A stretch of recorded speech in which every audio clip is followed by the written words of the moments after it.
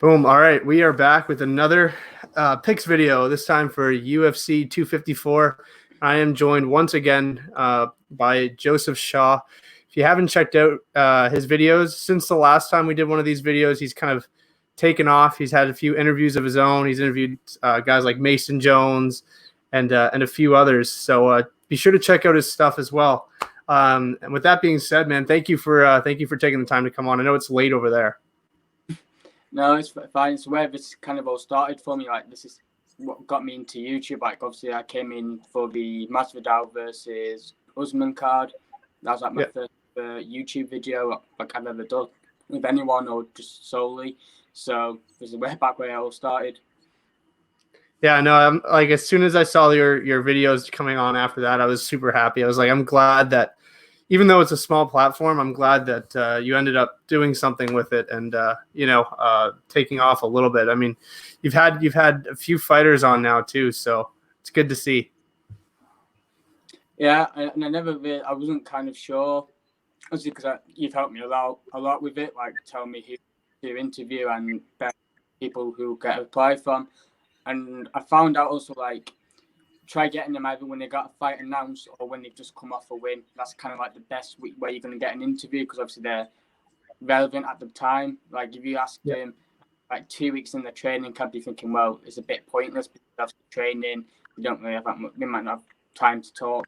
So I think that's the best time to get interviews. But they've been good. They've all been very nice to me, obviously. I think also the fact that I'm quite young, they kind of know it, so they kind of like help me out a lot. Mason Jones probably is my favourite one because he's just a very nice guy, and he's signed into the UFC now, so that kind of makes me happy thinking guy who I've interviewed from Cage Warriors now has gone. It just gives you kind of makes you happy, so I'm very proud of him. Yeah, it definitely is rewarding when you interview someone and then they end up making it to the UFC. Mason Jones, I interviewed him the day that he got the call. He didn't even tell me. He waited until afterwards, and I was like, man, you could have announced it live, but he did. But man, it is nice when they end up making it to the UFC. It's really nice when that happens. That being said, we're gonna start off. For those of you who don't know, Joseph Shaw has I'd like to say an expertise when it comes to European MMA. I see you always posting stuff. So with that being said, we've got my boy Yoel Alvarez, Spaniard, one of 3 Spanish people in the UFC, 2.5. But I call Ilia Topuria, I call him Spanish anyway, even though he's Georgian, because he fights out of Spain. So I call him Spanish. But Yoel Alvarez, what do you have for him? He's fighting Alexander Yakovlev. Do you think he gets it done? Yeah. And also George, I heart George just won't be very happy that you class him as a Spanish fighter and not a Georgian fighter. But I think Alvarez is really good. I think he's shown against Joe Duffy how good his wrestling is, because Joe Duffy's got good wrestling. He's similar to Conor McGregor out back in Cage Warriors. Granted, that was one of the first fights, but Alvarez is very young. He's only 26 years old. He's only got a couple losses to his record. We might have only have one. I think that was to Damir Magulov, which is a very good loss to have. That guy's got incredible striking. He's 3-0 in the UFC. He's fighting a guy who's, I don't want to say he's not very good, but he's not on the same level as Alvarez. Yakovlev is obviously coming off losses to Roosevelt Roberts, who's not had the best of times recently. I think he lost in Russia in November on the Khabib versus Calvin Kattar card. So he's not had a good time recently, and I feel Alvarez will submit him in the second round. Yeah, I'm in the same boat. I mean, obviously, having that Spanish thing there is a little bit of a bias as well. But that being said, I mean, ignoring that, Yoel Alvarez is 17-2, 15 of those wins come by way of submission, which is remarkable to think about. It's incredible what he's done, and what he did against Joe Duffy, like you said, was very, very impressive, ultimately causing Joe Duffy to retire. Yakovlev at one point fought at heavyweight, which I think is going to be very interesting. I know, right? The guy's a lightweight, but he fought at heavyweight at one point, and he's fought guys like Damian Maia and he took Damian Maia to decision, which is very impressive, which is why I'm wondering whether or not Alvarez could submit him. Because if a guy like Damian Maia couldn't do it, will Yoel Alvarez be able to? That being said, I mean, when you've got 15 of 17 wins by way of submission, it's kind of hard to look at it the other way. I don't know. I don't know if he gets it done. I don't know if he finishes him, but I do think Yoel Alvarez has what it takes to win. I think he's got more tools. And with that being said, I think I'm just going to say Alvarez decision, just because of that Maia fight. You know, if you can take Maia to decision and not get submitted, you're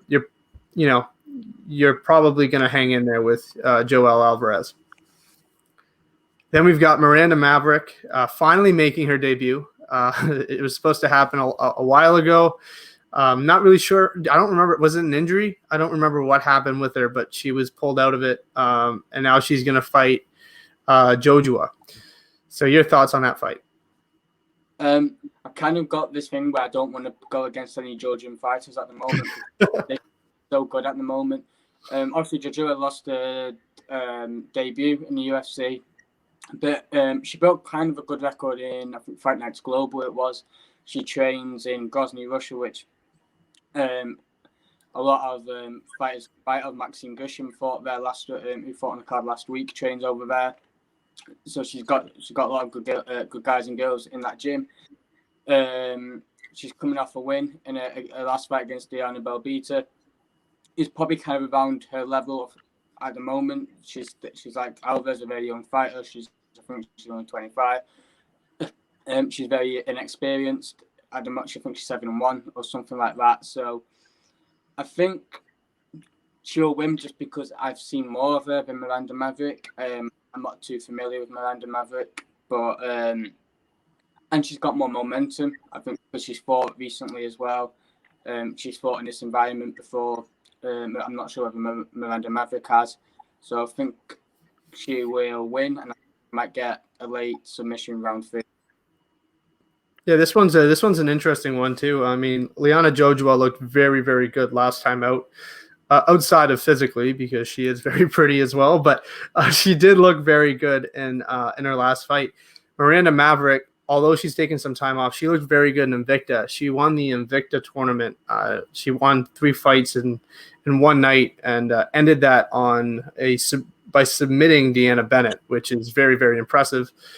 But that layoff is going to be is my biggest question there. When you take a long layoff like that, and the UFC jitters, and the time difference, there's a lot going on there. That being said, it looked like she got there a little while ago, and it looked like she's acclimated to it. And I just think she has too many tools. I think she's fought the higher level opposition, experienced fighters. But this one's, I think, a toss up. I think this one and the next fight for me are the ones where you can flip a coin. But I'm gonna lean Miranda Maverick for that one. But the Georgian point is actually a very, very valid point. Georgian fighters have not lost in 2020, so that's another valid point. And then we've got Nathaniel Wood and Casey Kenney, which I think this fight was made like 3 weeks ago. It was made, and then Wood said he didn't really know much about it, and then they officially made it. So I think that might be like a week later. So who do you have winning that fight? I think I'm going to be kind of like you, the Alvarez thing, and be a bit biased to Wood. Yeah. Because people are talking about like John Dobson, he's probably winning that fight until that last couple of rounds, and I think round 3 it was. He was doing really well in that fight, I felt. He's a very top talent. We've seen it in Cage Warriors. We've seen how easily he can turn a fight around. Like he's faced a lot of adversity already in his short career. At 26 years old, he's always in firefights. He's up. He can also fight very, very smart. People saying he didn't really look that good in his last fight. I thought he looked really good considering he was coming off his first loss for a while, or maybe his first loss of his career. I can't remember which it was. I think it was his first of his career, I think. And so he showed a lot of maturity in that fight. I think John Castaneda had a good record. He was 17-5 at the time. It's not like he fought a bottom feeder who's a bit more inexperienced, and then he fought a guy with a lot of experience, and he got the job done. They both fought recently. Obviously, Casey Kenney, he got a lot of respect for beating Heli Alatong, I thought he's a good fighter himself. But there's not much difference between him and John Castaneda, in my opinion, and I think people are giving Kenney even more respect. I don't know whether that's because Nathaniel Woods is a UK fighter and some people don't like him because of that. I'm not too sure. But I think Nathaniel Woods will win. I think he's fought the better opposition in his career, not just in the UFC. And I'm just going to root for him. I think he's going to win by decision. I think both of their wrestling is too strong for them to kind of test him out. I think it'll be a lot like the Alatong Casey Kenney fight, where it'll be majority of it striking, and I think Nathaniel Wood will have the advantage on the feet. But I do think Kenney was very good in his striking as well, but I just think Wood will win by decision. Yeah, I agree with all those points. I do think Nathaniel Wood didn't look amazing against just John Castaneda, but I mean, it was a short notice fight as well. I mean, not necessarily for him, but he did, it was a completely new opponent. And I think people need to take that into consideration to rebound after his first loss, and just winning by decision is impressive in itself. And I agree with you. I thought he was beating John Dodson. And if John Dodson catches anybody in that division, he's putting them to sleep. So, I'm trying to ignore that 10 seconds of that fight. And I think Nathaniel Wood's got the more tools to win this fight. That being said, Casey Kenney's looked great too. I mean, his only loss in the UFC is to Merab Dvalishvili, who right now is on a tear. So, and he took him to decision, which is very, very impressive. Not many people can weather that storm. So that being said, I do think a lot of people had a lot of high praise for Casey Kenney from his debut win over Ray Borg. And in retrospect, it's not as impressive as it once was. Without disrespecting Ray Borg, I do think he's kind of fallen off the map a little bit. And that win isn't as impressive as it seemed at the time. So I think Nathaniel Woods got more tools to win it, and I think he's going to win by decision. I don't think either one of them can get finished in this fight. But this is a good one to bet on the underdog, because I do think Casey Kenney does have the tools to win as well if Nathaniel Wood doesn't show up. But I think on a good night, I think Nathaniel Wood wins this fight. And also, let's not forget that after that loss to John Dobson, he was signed up to fight against another killer in Nurmagomedov. So you can't say that this guy doesn't want to fight good guys. This guy's fought top guys through his career, and the fact that he wanted to go in against Nurmagomedov is just incredible to me. I feel like he could have took an easy fight, but unfortunately that fight never happened. But it just shows where he thinks he is, and I think if a win here can get him back to those ranking guys, maybe a guy like against Oliveira or someone like that, or Song Yadong, I think would be a good fight if he was to win. Yeah, I agree 100%. I mean, that's the thing about Nathaniel Wood too, is he's not picking and choosing his fights, and I think it showed. He was in the rankings right before that loss to John Dodson, and I think he's one of the, correct me if I'm wrong here, I don't know, but one of the British fighters with the most hype right now. Him and Arnold Allen, I think, are really on that trajectory towards superstardom there for the UK. Molly McCann obviously had that loss, but I thought she was right there as well. And also Brett Jones, obviously, unfortunately, he's not in the UFC anymore. He's gone to Bellator, but he's another guy who would fight anybody. I mean, look at you, he's fought Pedro Munoz, Aljamain Sterling, and I think he was meant to fight Barcelos. In his recent, he said he signed a fight against a 15-1 bantamweight, but he wasn't happy with the contract. And the only guy I can think of who's 15-1 is Barcelos, and nobody wants to fight him, and he wanted to fight him. So I think they're looking for a gigantic fight with James Gallagher and Brett Jones. I think that's going to be a massive fight for Bellator, probably one of the biggest events they've done in the UK anyway. Yeah, 100%. I thought that move was great for him. I know that it got a lot of criticism at first, but realistically, I don't see him being a champion in the UFC. That division's just so stacked. But I think he's got a chance to do it for Bellator. Yeah, and then we'll jump. Sorry, go on. No, you go ahead. I was going to move on, so you go ahead.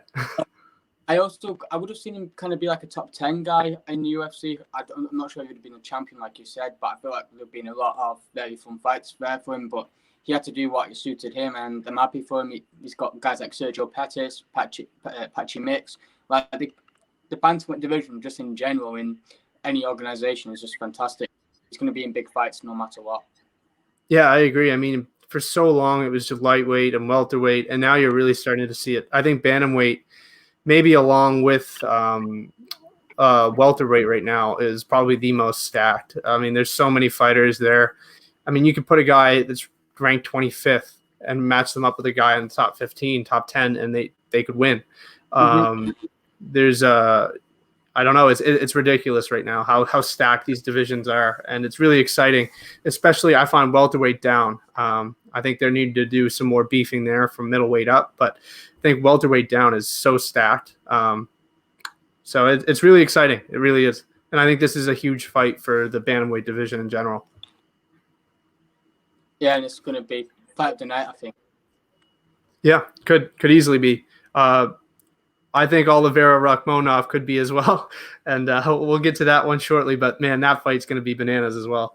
And then we got Don Jung and Sam Alvey, who is on a 4-fight losing streak, I believe. Arguably, he won his last fight. I thought he won it against Ryan Spann, and I love Sam Alvey. So does my buddy John Rialjo. He likes Sam Alvey as well. I thought I'd throw that in there.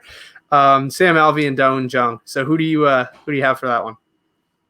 I think Don Jung wins. I think he's a fantastic prospect coming out of Korea. He beat Mike Rodriguez. It's a guy I did my first ever interview with.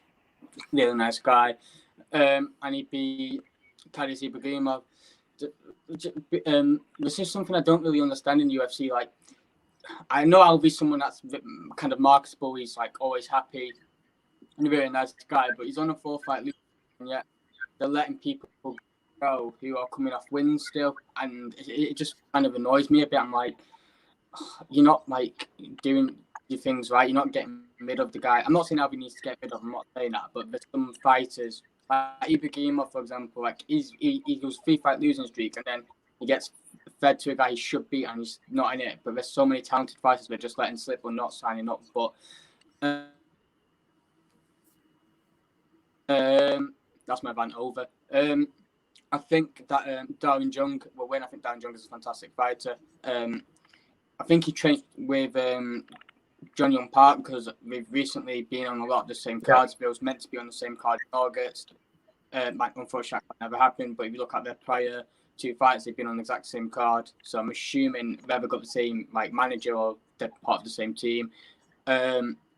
And I just like watching Korean fighters. I think they're very crazy. I think they're just mad. I think they have the best nicknames as well. So I think he'll win by first round. I know it's very hard to get rid of someone like Sam Alvey, but I just feel like I think he might be on a rush because I'm not sure if he's done his military service yet. So he might be a man in a hurry. So I think he will win this fight first round and try getting into his rankings as quick as he can. Yeah, I agree 100%. I mean, I like Sam Alvey. I think he's done a lot. He's looked very, very good early on in his career, and the past 4 fights haven't really gone his way. I mean, he's bounced up and down between weight classes and just hasn't looked amazing. And I think this could be the fight where it's all or nothing for him. He either wins it and stays in the UFC. I think if he loses it, he gets cut. That being said, like you said, man, Don Jung's looked unbelievable. He finished Mike Rodriguez, which is very, very hard to do. And he also beat a guy early on in his career named Hulk, which I thought was kind of awesome. No last name, just Hulk. And I think if you can beat the Hulk, you can beat Sam Alvey. So I went with Don Jung.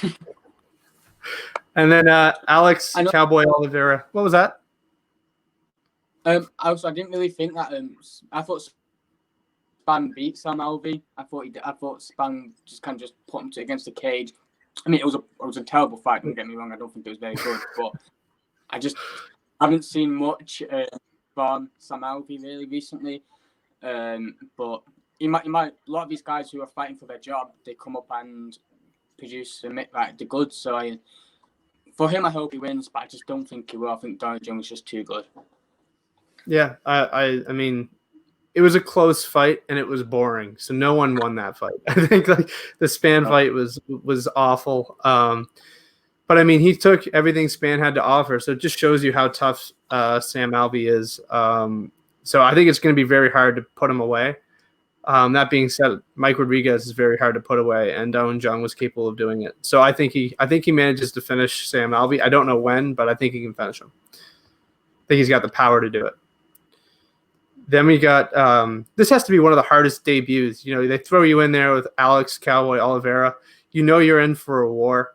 But is anybody more ready for that than Rakhmonov? I mean, the guy's finished every one of his fights, which is insane. Who do you have for this one? Rakhmonov came from M1, didn't he? So they fought some really good opposition. Mm-hmm. He's obviously 13-0. I don't really like Cowboy Oliveira, to be honest. Like if the things I do are what he's done, I'm not a fan of him. I don't really want to see him fight because I just don't really like him. But and I hope we get to see some new blood coming through. In Rakhmonov, he was meant to make his debut a couple of times, and all of them against really tough competition. Like this is what they do with guys. Like you saw Gamrot and Cutelaba last week. Like if you're a very established guy from Europe or whatever promotion it may be, you're going to get very tough guys to make your debut off. Like it's been proven. I can't remember the other two guys that Rakhmonov has been booked against, but I'm pretty sure they're killers themselves. And he's fighting against a very good veteran in Cowboy Oliveira, who's coming off good wins over Peter Sabota and Max Griffin, I think it was, in his last two fights. So, but I'm going with Rakhmonov. I think he's younger, he's undefeated, and these M1 guys are just very good. They're used to fighting great opposition, and I think he's going to be a fantastic addition to that welterweight division. Yeah, I mean, the fighters that he was matched up with before ending up fighting Alex Oliveira were Bartosz Fabinski, Ramazan Amiv, and Zaleski dos Santos. So very, very tough fights. They aren't feeding him anybody easy. That being said, man, I don't know on this one. Rakhmonov has looked very, very good. He's undefeated, like you said. He's fought high-level opposition. But, I mean, you look at Alex Oliveira's last fights, Peter Sabota, Max Griffin, Nicholas Dalby, Mike Perry, Gunnar Nelson. He's fought some tough guys, too, and he's beaten guys like Carlos Condit, Tim Means, Ryan Flair. He's beaten very, very high-level opposition. So it's hard. It's a close one, and I think we've seen him fight M1-level opposition, but when you get to the UFC, it's next level. You can either make it or break it. You're either ready or you're not. And I think if he beats Cowboy Oliveira, it's going to show how good he truly is. But I just think it might be too much too soon for him. So I'm going to go with Cowboy, but I wouldn't be surprised if Rakhmonov got it done. And I think it's going to be about whether or not he can weather the early storm. Because if Cowboy can weather that early storm, I think going into the third round, I think he may be able to turn it around and win via decision. I think it's going to come down to whether Rakhmonov can put him out early, and it's very hard to put out Alex Oliveira.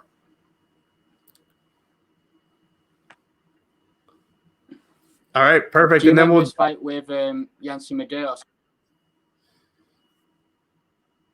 What was that? It like cut off. Do you remember his fight against Yancy Medeiros? I think that was one of the most greatest comeback. Well, such a good back and forth fight, and I think Medeiros was able to stop him in that fight. He's just, I think he's taken a bit of damage as well, and I just, in my opinion, I don't really want him to win because, like I said, I don't really like the guy. So, and Rakhmonov is European as well, so I'm going to go with a European fight as well. So hopefully he can win in unanimous decision. Yeah, it's hard because that he did lose to Yancy in that second round, but he also went the distance with Mike Perry. So it's hard because he can show that he can take the damage. He can take it. And I don't know what sort of pressure Rakhmonov will apply coming into this fight.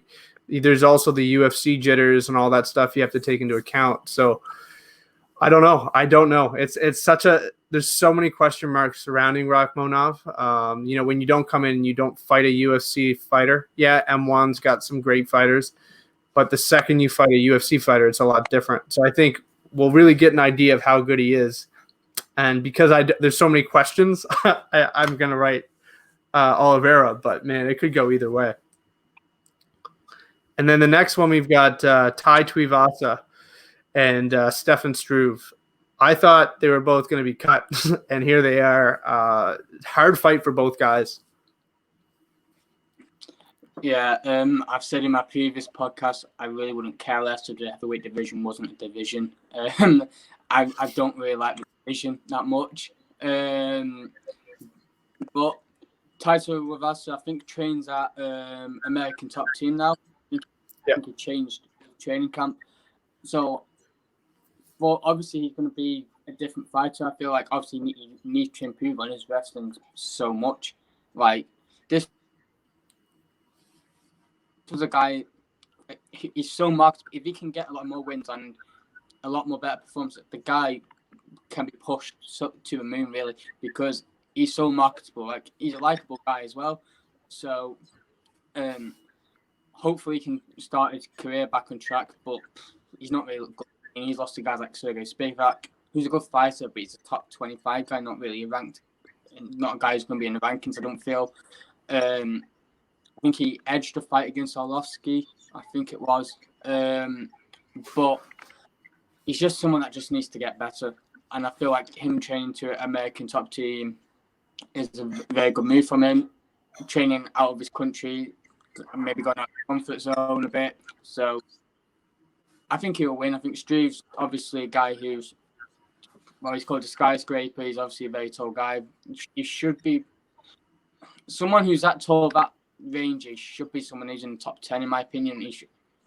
I know that doesn't mean everything, obviously. You have to be able to fight. But I just feel like he's a guy who retired or quit, put his gloves down, I think, after the Rothwell fight it was, when it was a really strange.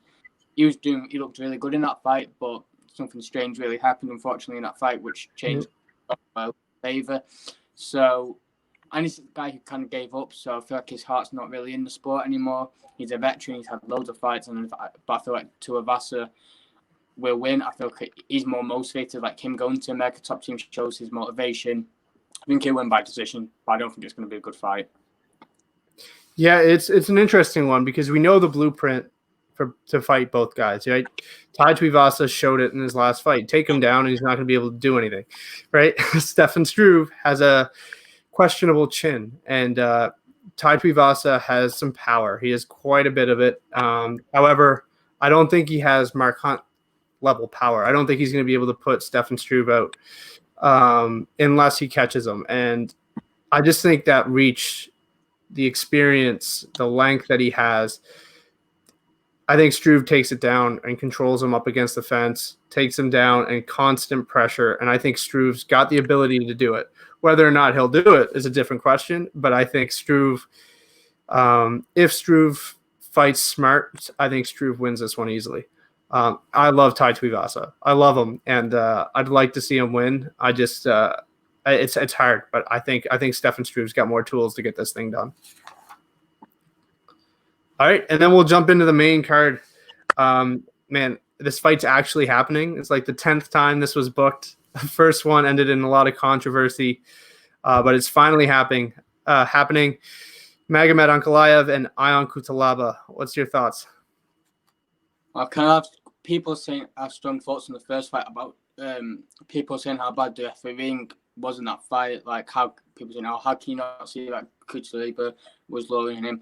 But I'm sorry, if you're getting hit with a shot and then you're acting rocked, like that, stumbling, losing control, like what on earth are you expecting to happen? He's not going to be like, all right, yeah, you're fine. Like he's not. Like even the shots weren't even catching. I think he was swinging wildly as well. Like even if that was part of the game plan, Ankalaev would have probably ducked that and then caught him with a big shot. Ankalaev's shots weren't big. Like they weren't really like. I think he caught him with one, and then the follow-up ones didn't look too bad for Cutelaba to be reacting like that. I just felt like it was a really stupid game plan, in my opinion. I just feel like what are you doing? But I think Ankalaev will win. I think he's a guy who's I think he's another guy that's fought in Grozny a lot in his career. He fought for a promotion that's no longer in Russia. They're now with ACA. So he joined, I think it was WFCA he used to fight for, which is now joined with ACA. So he's fought good opposition. I think he was a world champion over there in WFCA in the light heavyweight division. Lost to Paul Craig, but Paul Craig has a habit of winning fights he shouldn't do. So there's no shame in that. That loss actually looks quite good now, to be honest with you. He's got a draw with Hua, beat Antigulov in his last fight, so that loss isn't too bad. He's obviously coming off a win over Doucher Lumbing. I can't pronounce his last name. Just going to call him Doucher. Yeah. He's an absolute powerhouse, so that's a very good win for him.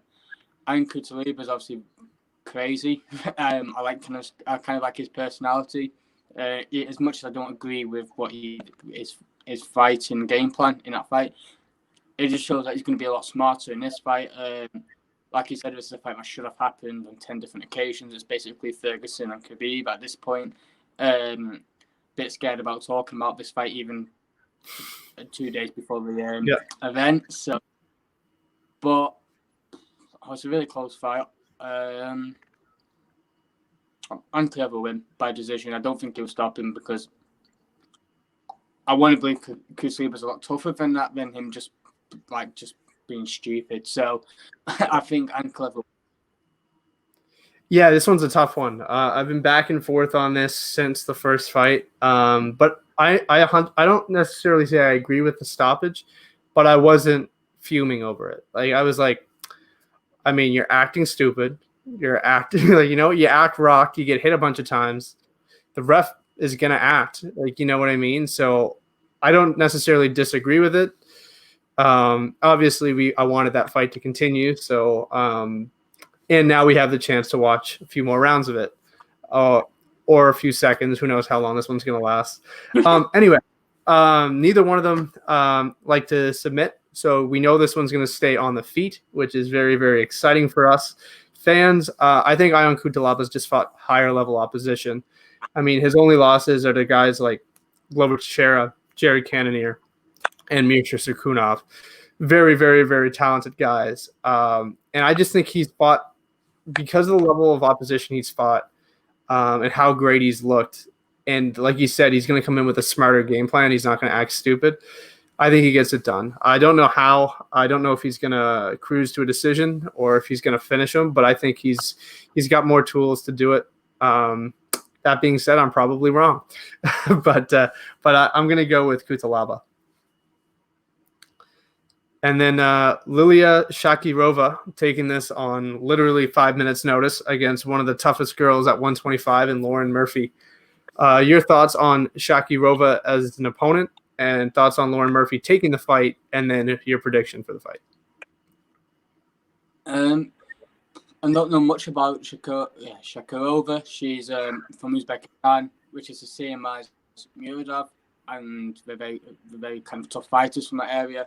I think you kind of have to be in those kind of countries. But she has a win over Bo Meng, and she's the person beat Zhang Weili on her debut. It's the only girl to beat Zhang Weili, so that's a good win for her. I think she's another girl that's fought in Fight Night Global. I think she's 8-1. She's fighting, like you said, a very tough fighter in Lauren Murphy, who's got wins over Roxanne Modafferi, probably very close to fighting for a world title now. She was probably going to be in a world title eliminator against Sylvia Calvillo. That probably was going to be for the next title shot after Maya versus Shevchenko. But I think they're going to do it on George versus Shevchenko next, assuming that Shevchenko wins. But which she kind will. of have a problem with, yeah, probably. But I have a problem with how it's played. Like, if Murphy and Calvillo was the fight, by all means put that on the main card because that's a title eliminator fight. There's 2 fights on this card that I really don't like being on the main card. I think the next fight, which we're going to talk about later, I've got a bit of a rant on that one. But I think that Kenney versus Woods should be on the main card. But in terms of the fight, I think Murphy will win. She's more experienced. She's fought obviously better position. She was very close to getting the title eliminator bout against Cynthia Calvillo. But the fact that it's on short notice, like this year's been the year of the underdogs. I feel like so many fighters have come in on short notice, or even just like 4 weeks notice or whatever it is. People that aren't meant to win have won the fights. Like we've seen that a lot now. They've come out in a KO in the first round or whatever or submission or whatever it is. So she can definitely win it. Anybody can win a fight. Like there's a reason why there's no 100% a winner. Because you've got two guys fighting, anything can happen. She can catch Murphy with something because I think Shakirova is the younger fighter, so flashy fighter, but she's obviously not fought recently. Murphy has. I think Murphy's fought more fairly in this environment. I think like in the summer where there was no crowd, so I think I'm going with Murphy. She's more experience. Yeah, I'm in the same boat. I mean, you nailed all the points. I mean, there's not a whole lot out there on Shakirova, so there's not much to really go off of. However, what we do know is that the level of opposition is much, much weaker than Lauren Murphy's. That being said, I think on a full camp with everything going right, I think Lauren Murphy wins this comfortably. And I think this makes it interesting. I think Shakirova might have a chance to win this based on the fact that short notice. She doesn't have to travel as far. Uzbekistan is essentially next door. She can walk over essentially from her house. So I think all of these things are going to play a factor. But, I mean, I'm not writing her name down. I think Lauren Murphy wins this fight 9 times out of 10. However, I think with the circumstances, Shakirova has a better chance to win this than she would in regular circumstances. But Lauren Murphy wins this for me. She's number 2 or 3 in the division right now. She's fought everybody from Roxanne Murphy to Roxanne Modafferi. She's fought everybody. And she's fought forever. So she gets it done. I'm pretty confident she gets it done. I would not be betting against Lauren Murphy on this. And then Phil Hawes and Jacob Malkoun. Thoughts on this one?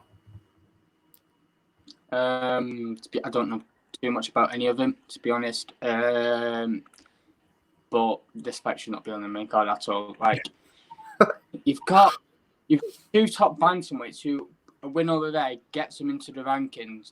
Yeah. Who are have 16 fights each, so it's around about 30 fights combined against a guy who's 4-0. Who's basically got no experience really, and against a guy who's 7-2, again who's not really got much experience. Like this is a contender series fight. Like I just don't really understand why.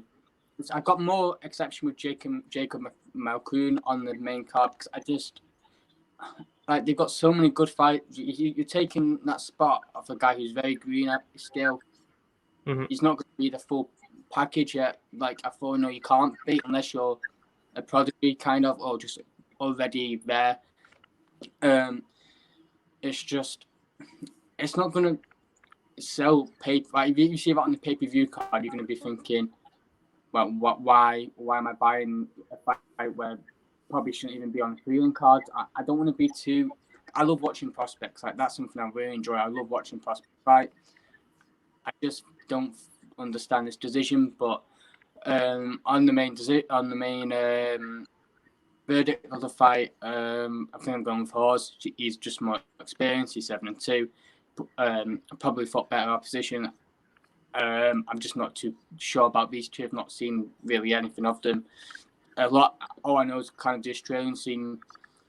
It's kind of a mixed bag in terms of the competition. Like you look at the Mkhitaryan brothers and the Australian top team, Jim.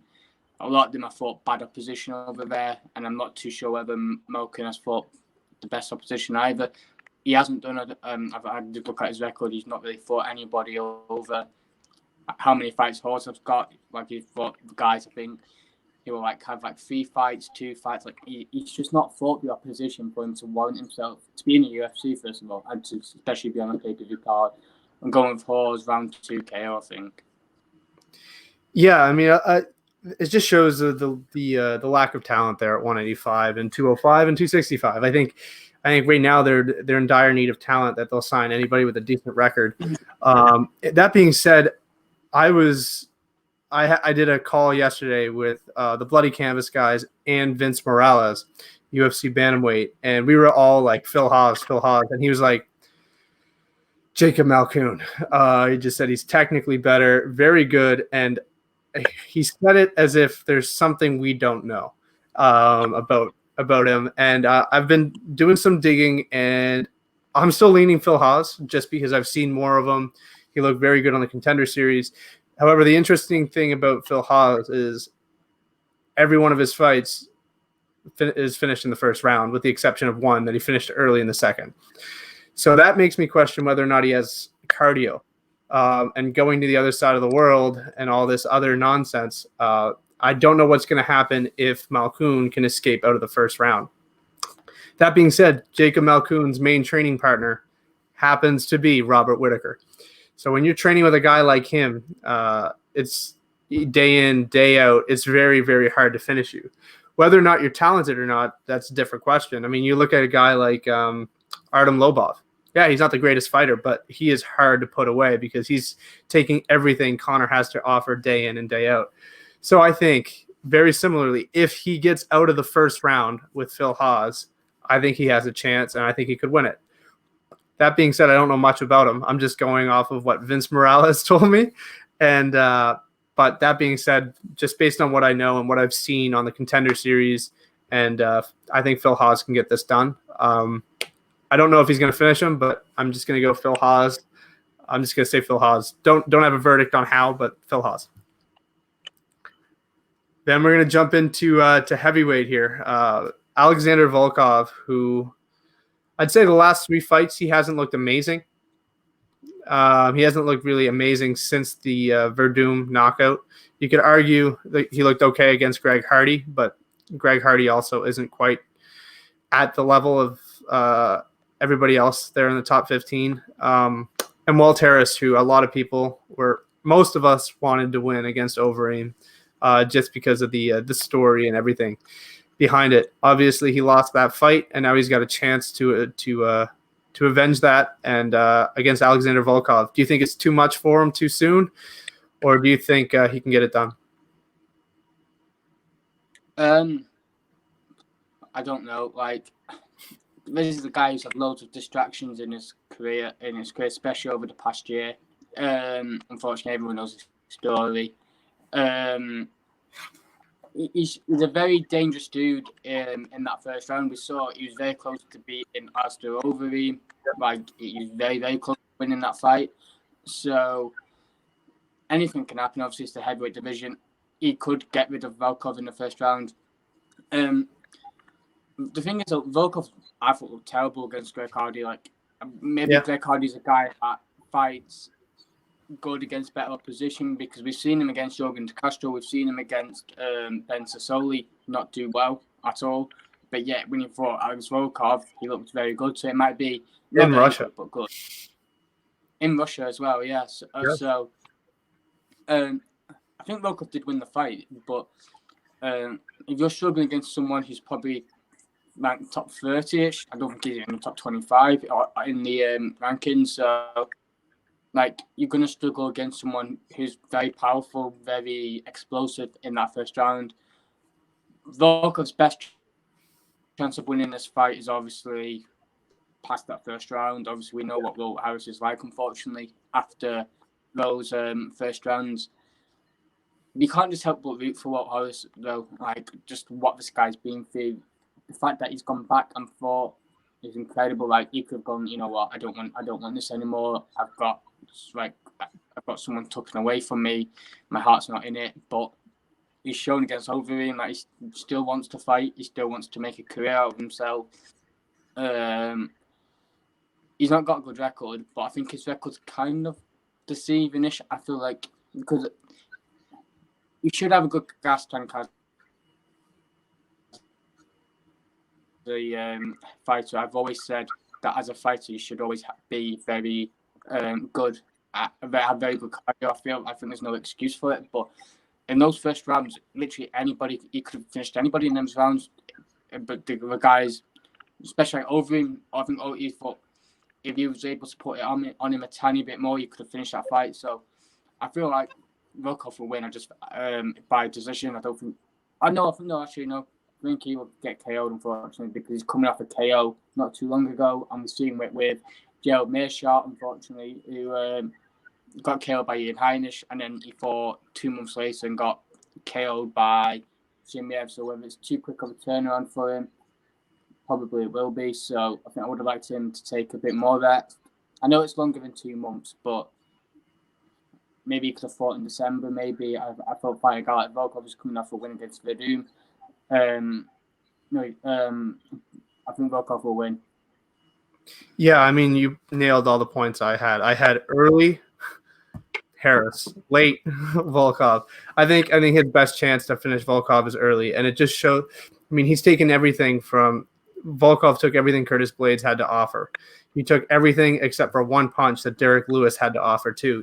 So he's very hard to put away, and I think he's going to weather that early storm, and he's going to turn it on. And I think he finishes it late in round 2, if not round 3. The good thing about this for Walt Harris is that it is only 3 rounds. So I think if he can win round 1 and 2, and even if he starts to fade there in round 3 and hold on, I think he's got a better chance than if this was a 5-round fight. So that's the only reason why I'm kind of considering Harris. But I just think Volkov's got the tools to do it, and he's got a lot more experience. The guy's fought so many guys. He's fought guys like Curtis Blades, and taking him to decisions very, very difficult. So I think Volkov gets it done. I think he finishes him late. Then we get into the fun fights. Here we go. Robert Whittaker and Jared Cannonier, who looks like a god. The guy is chiseled. I don't think I've ever seen anybody look like that. It's scary. That being said, Robert Whittaker is a beast. He is a freak. So if anyone's going to get it done against a guy like Jared Cannonier, it's Robert Whittaker. Who do you have for this one? I think Robert Whittaker. I think people don't give Izzy enough credit for that win. Like, I don't understand why. Like, people aren't going like, wow, he beat Whittaker. I just feel like kind of underrating that win, because we saw it against Robert down too. That this fighter is more. He's still got so much more in him. He put a quite a decent performance against down too. It was a close fight. Don't get me wrong, but I feel like Whittaker definitely won that fight. And I know Kenya has obviously fought for middleweight for a bit now. Obviously, Anderson Silva, Jack and Anderson. But this is the guy who's fought at heavyweight before. This is the guy who's fought like heavyweight before. He's taken damage in those fights. He's lost to guys like Dan Reyes, Jan Blachowicz, who's obviously the light heavyweight champion now. So Jackie Manson's obviously a very good win. We saw what he did to Kevin Gastelum in his last fight, so that was a very good win. But he's 13-4, so I feel like people picture this guy as a monster. He's a very, very good fighter, but he's got losses. He's got suspect losses, and his wins, not suspect losses, but his suspect wins. His wins haven't been too great. If you look at his record of wins in the UFC, they're not too great. So I don't feel like he's fought anybody the caliber of Robert Whittaker has. Yo Romero, Z, Darren Till. He's fought at welterweight before as well. He's fought some good welterweight guys as well as Whittaker. I thought he just fought better opposition, and he's got momentum on his side. Obviously, coming off a huge win in Abu Dhabi against Darren Till, which he headlined in July the 25th. So I feel like he will win. Kenney has not fought since the Copenhagen card in September. So I go with Whittaker here, and he'll probably get a title shot next. But if that's it, only if he beats Kenney, obviously. But we might do Hermansson versus Izzy if Hermansson was to get a fresh matchup, because we've just seen Izzy versus Whittaker. But I think Whittaker's got enough tools to win, and I think he'll win by decision. Yeah, it's an interesting one for sure. I mean, I think Jared Cannonier shows what his skills are. His skill is his power. He's got a lot of it. I mean, he finished David Branch, which at the time was very, very impressive. Anderson Silva, and like he said, Hermanson looked very, very good his last 3 fights. That being said, I mean, Robert Whittaker's fought guys with power his entire career. I mean, the only guy that he's lost to was the guy who picked him apart at distance. I don't see Jared Cannonier doing that. Robert Whittaker's fought Yoel Romero for 50 minutes. That is insane. that is ridiculous. No one does that. He also beat Jacare before that, and he finished Jacare. So I think Robert Whittaker's seen it before, and I don't think Cannonier will be able to put him away, and I think he coasts to a comfortable decision. It's also only 3 rounds, which I thought it was very interesting. I think this one would be fun if it was 5 rounds. I think this could be a huge this could be a massive card there for a fight night. Like if this was headlining, I think this has the ability to do it. So I think 5 rounds might actually favor Robbie a bit, Robert Whittaker. I think a 5-round fight would actually favor him a little bit more. So Cannonier, that might favor Cannonier, and I think Cannonier may be able to win 2 of the 3 rounds, the first 2. But I don't know, it's a tall task for him. I think this is a big step up in competition, and I think Robert Whittaker's got the tools to get it done. So Robert Whittaker, decision. And now the fight that everybody's been talking about for the past few months, and it's crazy. It's actually happening. We are, 48 hours away, if that, not even that. That's crazy. Khabib Nurmagomedov fighting Justin Gaethje. Insane. This fight is going to be insane. Who do you have winning it? Khabib, I think, will win it. There's a lot of factors that play in it. Obviously, we've got his cousin that unfortunately had to pull out the card in Nurmagomedov, and I think it's quite a serious thing as well that he's in hospital for. I can't remember what it was now, but I'm pretty sure it's kind of like a serious thing.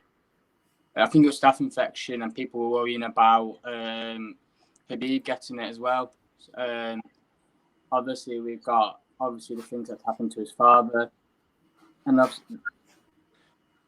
don't understand why people keep on mentioning it about it. Obviously, you can be a bit heartbroken about it, and I feel like bringing that up when he's about to fight is kind of a bit bad, in my opinion. Like, why are you kind of trying to get him to think about? He doesn't want to think about losing his dad when he's going to fight literally one of the biggest fights he's fought against a guy who's one of the most dangerous probably guys he's fought in terms, obviously, the uses of his wrestling. But he's fighting a guy who said that he doesn't want to use wrestling because it gets him tired. So I'm like, well, that's your only best chance to win the fight. And if you don't want to use it, you're not going to win the fight. And Khabib's obviously... So there's a lot of things that might go against Khabib. Khabib might kind of fight emotionally, obviously, because what's happening. The way that people keep on asking him about Conor as well, which again, I understand why you're doing that when he's literally fighting one of his toughest. So the thing about his father and Conor McGregor is just kind of a bit annoying for me. But I think Khabib will win. I think he'll win by 3rd round. I feel like he doesn't really try looking for submissions in the first two rounds. I think he's kind of just more focusing about mauling them, keeping him on the ground, kind of seeing where he can get his submission from. And from round 3 onwards, it's more where he more starts to threaten you. You might get in the 4th, but I don't see him doing it in the first 2 rounds. I feel like it's just him kind of look where he can do the damage, and then round 3 onwards, we're going to see him up the gears. Yeah, this one's... I've been so back and forth on this. I love Khabib. I absolutely love Khabib. And I think if anybody can beat Khabib, it's Justin Gaethje. So it's such a hard one for me. I have Khabib winning because we haven't seen him lose a round. But the more and more I dissect this, the more ways I see Justin Gaethje possibly winning. I mean, we haven't seen his wrestling yet. So I think that's the big question mark there, is if his wrestling is as good as people say it is, and he can get up every time Khabib takes him down, it's going to be a rough night for Khabib. Also, we've never seen Khabib in a fight like an absolute fight where his heart is tested, where he's had to bite down on his mouthpiece and swing the same way Justin Gaethje has. If he takes Khabib into deep, deep waters like he did Eddie Alvarez and Dustin Poirier, can Khabib withstand that? I don't know. I mean, we haven't seen it. It's quite possible he could. The guy's from Dagestan. I'm sure he's seen way worse, but we don't know. And there's so many question marks going into this fight. And I think based on what I know, Khabib's wrestling is ridiculous. Something we've never seen before. It's not your usual wrestling. He can hold you down there. He wraps your legs up. You can't move. I thought Dustin Poirier was going to be able to stand up. I thought Dustin Poirier was going to be able to get out of those positions, and he couldn't. And because of that, I'm going Khabib. However, there's so many question marks with this fight. There's so many questions I have, and because of that, man, I don't know. And I think if you're looking for somebody who could upset Khabib, it could be Justin Gaethje. But it's not enough to make me write Justin Gaethje's name down. I'm going Khabib Nurmagomedov. Love the guy, love the story, everything behind it. And I think he can ride off into the sunset with this win and one more, 30-0. If he does it, man, it's got to be the greatest achievement in MMA. If he can go 30-0 and retire, it's kind of hard to argue that he isn't the GOAT. I mean, him and John Jones, but John Jones hasn't even dominated anybody the way he has. He hasn't lost a round in 28 fights. That is absolutely ridiculous. You can make a case that Conor won one, but outside of that, the guy's got not a blemish on his record, and I think he can do it. I'm hoping he can do it. So I have Khabib winning it 29-0. And I saw like a promo from BT Sport, and it was like how powerful kind of no words is. Like if you see it, it's basically, if you're not seeing it, it's basically a cartoon of basically him as a kid off of in Dagestan with his father, which is kind of the main kind of thing that's trying to get the most powerful thing. This is what all he did with his father. He was able to go and watch him fight against Dustin Poirier, and now he's kind of on his own, and they painted a fantastic kind of picture of what's going through Khabib's mindset, and they're very good at doing that. They're very good at doing promos over here, so I feel like it just shows it showed a great picture of what he's been through and what kind of his mindset is. So that's the kind of thing I kind of like, rather than just going, how do you feel about what happened to your father? Like it's just a bit of like a simple kind of question, and just like, he doesn't need to be going through that. So, and obviously, Khabib's obviously someone that wants to cement his legacy, continue. I think he wants to get to that 30-0 and then get his money and go. It's the best. He's talking literally the extra no damage in his career, like you said.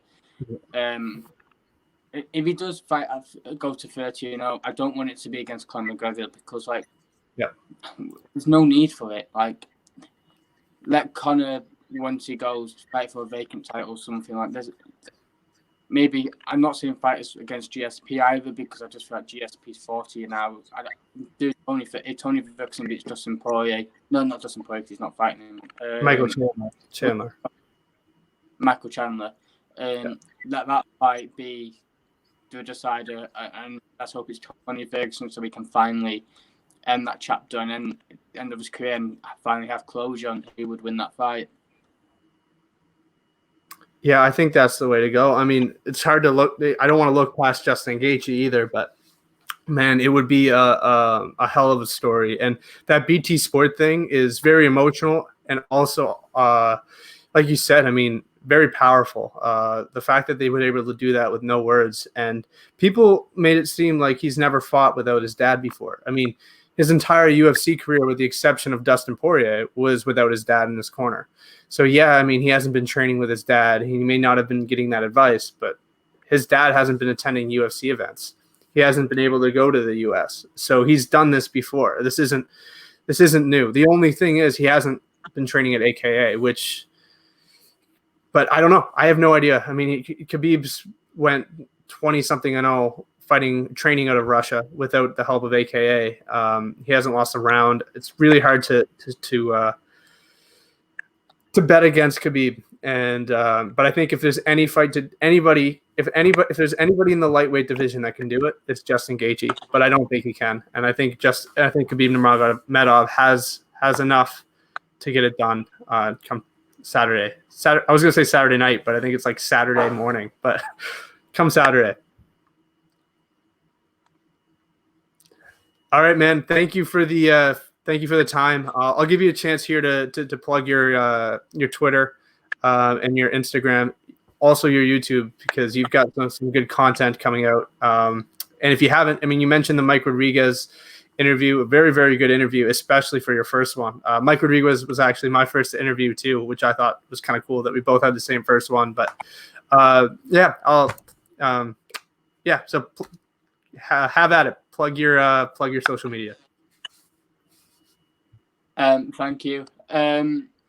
Obviously, my Twitter name's Joseph Shaw. Ignore the underscore because I spelt my name wrong by accident, so just ignore that. My Instagram is Joseph_Shaw with another underscore. Obviously, I got my YouTube channel, obviously, with interviews. I don't usually always moan like I've done in this podcast. And I've started to kind of do review events on my own, kind of. I thought that's just something a bit different, probably around about 20 minutes. And then I'm not too sure what my next interviews will be yet. I've not really contacted anyone yet. I'm not too sure when they'll be next. They'll probably be on MMA Prospects, probably. But obviously my prediction stuff will be on there with some journalists, and maybe do some on my own as well, which is going to be about 15-20 minutes. So yeah, got some good stuff coming up. So stay tuned for that one. All right, man. Thank you. All the best. And don't forget to like, comment, and subscribe. And we'll see you guys next time for UFC 255.